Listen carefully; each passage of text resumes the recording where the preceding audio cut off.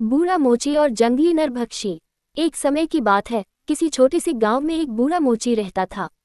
वह कई सालों से जूते मरम्मत करता आ रहा था, लेकिन अब उसकी उम्र बढ़ गई थी। लोग उसकी सेवा नहीं लेते थे। कभी कभी कोई फटा जूता लेकर आता भी तो वह जल्दी में जाकर किसी और को दिखा देता। बूढ़े मोची को रोज खाने के लिए भी मुश्किल होती थी। एक दिन वह बेचारा सोचा कि अब बस घर पर बैठकर कुछ नहीं होगा, उसे कहीं काम मिलना चाहिए। उसने अपनी छोटी झोली उठाए और काम की तलाश में निकल पड़ा। चलते चलते वह घने जंगल में पहुंच गया। सूरज ढल चुका था और अंधेरा हर तरफ फैल चुका था। मोची ने चारों ओर देखा, लेकिन कोई ठिकाना नजर नहीं आया। ठंडी हवा उसके शरीर को कांपने पर मजबूर कर रही थी। अचानक दूर कहीं एक रोशनी चमकती दिखाई दी। मोची ने सोचा, शायद वहां रात गुजारने का कोई ठिकाना मिलेगा। वह रोशनी की ओर बढ़ा।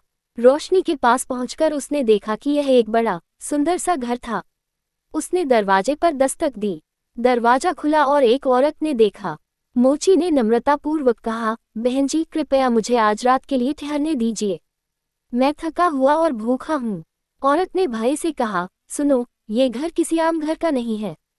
ये नरभक्षी जंगली आदमी का घर है। जो भी यहाँ आता है उसे यह खा जाता है। अगर मैं तुम्हें अंदर लाऊं तो तुम्हारा भी वही हाल होगा। मोची ने बहुत विनयपूर्वक कहा, मैं आपको बहुत परेशान नहीं करूँगा, कृपया मुझे बचा लीजिए। औरत की दया जागी। उसने मोची को राख के ढेर में छिपा दिया और कहा, रात भर छिपकर रहो।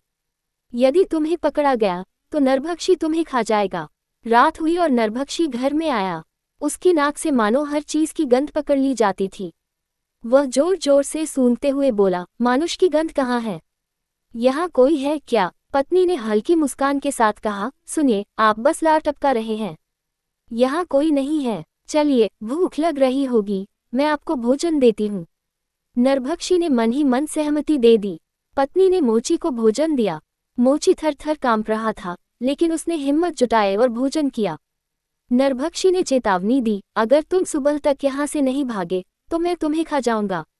मोची ने चतुराई दिखाई। उसने नरभक्षी की शान शौकत की तारीफ की और उसकी सारी अनमोल चीजों के बारे में सवाल किए। सोने चांदी की कढ़ाई वाली चादर, 2 बोरे सोने की अशर्फियां, जादुई छड़ी और पालतू तोता। मोची ने अपनी चालाकी से एक जादुई खेल खेला। उसने नरभक्षी को दिखा दिया कि उसके पास भी अद्भुत चीजें हैं। सुबह होते ही पत्नी ने मोची को छिपे हुए राख के ढेर से बाहर निकाल दिया। मोची राजा के महल पहुंचा और अपनी कहानी सुनाई। दयालु राजा ने कहा, मैं तुम्हें शरण दूंगा, लेकिन पहले मुझे वह चादर लाकर दो। मोची डर गया। नरभक्षी तो बहुत ताकतवर था। राजा ने केवल कहा, सोचो और जो चाहो करो। मोची ने बुद्धिमानी दिखाई। उसने राजा से भूखे ततयों की थैली मांगी और जादुई छड़ी भी ली। रात में वह नरभक्षी के घर गया और पलंग के नीचे से ततयों को चादर के नीचे छोड़ दिया। भूखे ततयों ने नरभक्षी और उसकी पत्नी को डंक मार दिया और मोची चादर लेकर भाग निकला। जादुई छड़ी की मदद से उसने समुद्र पार किया और राजा को चादर सौंप दी। इसके बाद मोची ने अशर्फियों की थैलियां, घोड़ी और बात करने वाले तोते को भी चतुराई से हासिल किया। हर बार उसकी बुद्धिमानी और साहस काम आया। अंत में राजा ने मोची को आदेश दिया कि वह नरभक्षी को खत्म करे।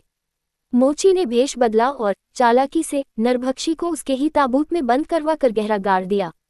राजा ने मोची को अपना मंत्री बना लिया और पूरे राज्य में उसका सम्मान किया। इस कहानी से हमें सीख मिलती है कि धैर्य, चतुराई और साहस से किसी भी डर या मुश्किल का सामना किया जा सकता है।